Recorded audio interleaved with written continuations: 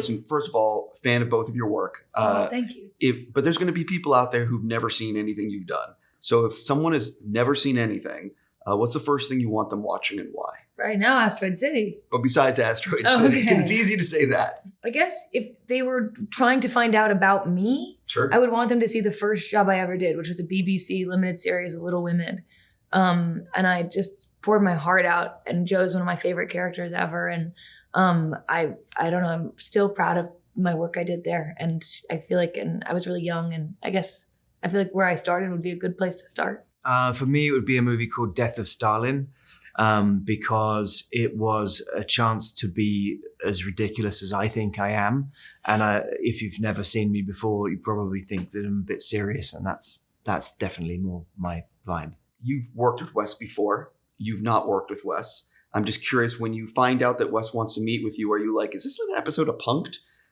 You know what I mean? For me, it felt like that, but it didn't happen that way. I think the first time you work with Wes is really different than the rest of the times, because the first time I auditioned, and it was like a long scene, and it was kind of every scene I have in this movie really I did as an audition and sent them in. And then a couple days later, I got the call that I had to go to Spain in the next 24 hours. And I was like, when I get there, like, are they going to be there? Like, is this real? Like, what am I going to arrive into?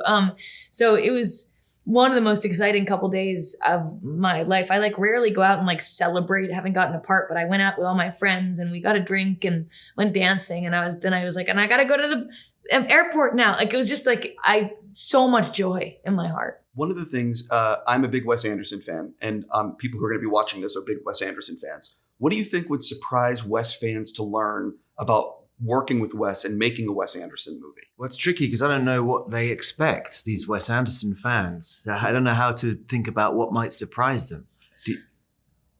Maybe like the level of loyalty and collaboration that he embodies with not just his cast. There are all of these people, these like workers that don't get, these artists that don't get the same kind of recognition as the actors do when a movie comes out, that aren't doing these interviews or sitting here, but who have everything to do with what made this film amazing. From like the head grip that does all of Wes's movies, to the props work, to the costume Elena. Like, it's just, Wes has built this team around him that work to execute his vision, of course, but in and of themselves are these extraordinary artists. And you really feel the weight of their significance and the respect that Wes has for them every day on set. Mm-hmm. One of the things is, I would imagine on set, Wes, he's such an artist, and he knows what he wants before he steps on set. The way he moves camera, the way he has actors, just everything seems so out of his brain. So what is it like as an actor where you're trying to, do specific movements to make Wes's vision come true versus maybe finding it in the moment? You know what I mean? Because it's a different kind of acting or a different kind of performance, I would imagine. Well, we had a good example of the opposite of that, which may or may not surprise you and your viewers, which is that our sort of musical number, the interlude, all it said at the end of that was, then they dance. That was it. So that whole kind of exuberant sort of throw your hat in the air and grab each other and whirl off and the kids go, that was just happened on the spot. There was no choreography. There was no marks to hit. There was no kind of specificity other than the joy of the beginning of a new, maybe love affair that we don't know whether it's ever developed. But I believe what he said on the day was, well, why don't you just shuffle down towards the camera a little bit at a certain point and then shuffle your way away and let us see the kids. And we said, oh, okay. And that was it. That actually leads to my next question. Some directors give a lot of direction and are very specific. Some will just give a few words. Obviously, you guys know this. What is Wes like on set? And does he ever like raise his temperature in terms of when he's not getting something he wants? What is he like behind the scenes? Never seen him raise his temperature. I have a short story of what it looks like when I think his temperature does raise, which is not raised. He called me over and went, Maya, how do I get everyone to stop using their phones on set? And I was like, oh, you're furious. And that's what furious looks like on you. Like, his temperature doesn't raise. He doesn't act out. He's never cruel. Yeah. No, he has limitless patience as well. So, let's say you forget the line or you don't hit the mark or something. He's excited to get to do it again. And when he's gotten what he wants, we do it again, as Wes would say, for the pleasure. He would always say, one more for the pleasure. And it reminds you that making movies is a joyful thing.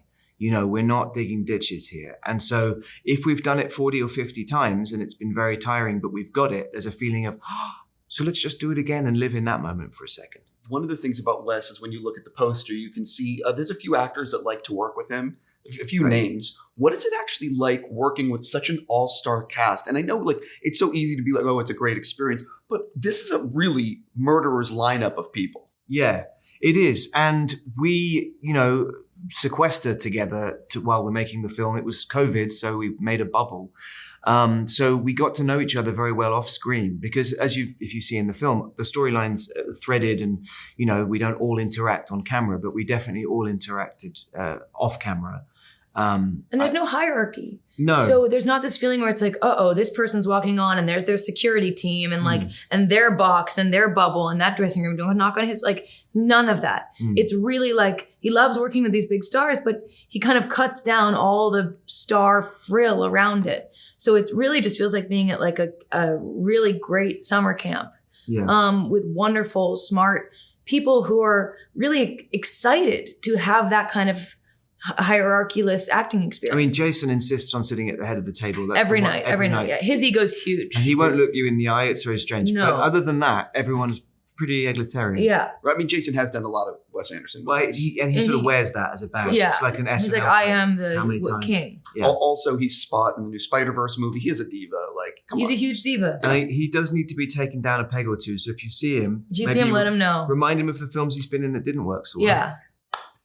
On that note, I need to go. I'm just going to say I am also looking forward to a Ronald Dahl Wes Anderson movie and something called, a Bradley Cooper film that might be coming out later this year, perhaps. I'm looking forward to those things too.